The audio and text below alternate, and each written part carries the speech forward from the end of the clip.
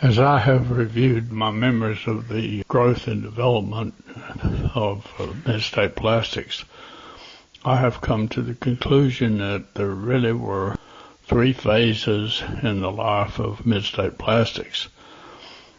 In the decade of the 70s, we were basically a startup company busy with training operators, supervisors, inspectors, all of the personnel that was necessary for the operation of the molding plant. By the end of the 70s, we had become certainly a recognized company in the industry.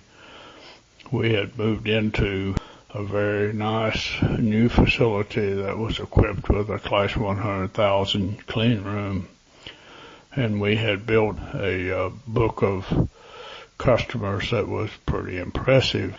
I think that the things that had occurred in the decade of the 70s was recognized and to some extent rewarded with the recognition of Mid-State as the place for Small Businessman of the Year in the state of North Carolina, which occurred in 1980. Moving into the decade of the 80s, we began to develop the company into a more viable company, moving into the growth mode rather than the startup mode. We hired Joe Williamson as the accountant.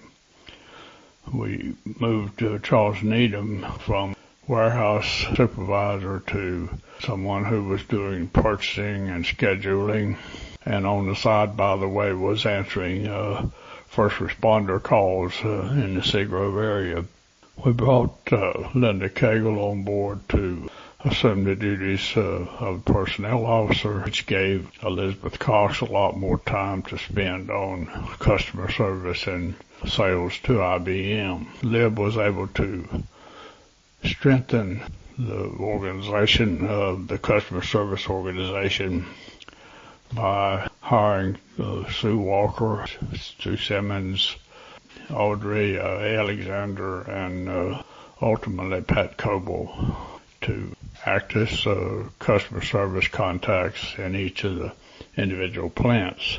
They in turn took over some of the scheduling duties that would have used up some of Charles Needham's valuable time.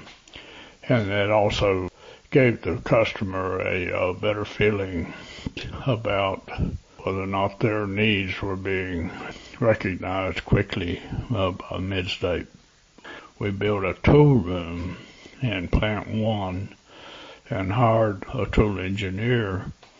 In this case, Mr. Fred Davis came aboard as the tool shop supervisor and tooling engineer. Fred stayed with us a couple of years and then decided to go into business for himself, and we hired Dale Johnson as the tooling engineer. He remained with us off and on for the duration of Mid-State. We bought our first computer, which was a used IBM Model 32, and began programming a very specific program to meet our needs. And that process continued for a number of years. At some point, Kathy McCaskill came aboard as an accountant, but also with responsibility for expanding and maintaining the computer software. Within a short period of time, we had upgraded from the used computer that we had purchased to a new IBM computer of the next stage up.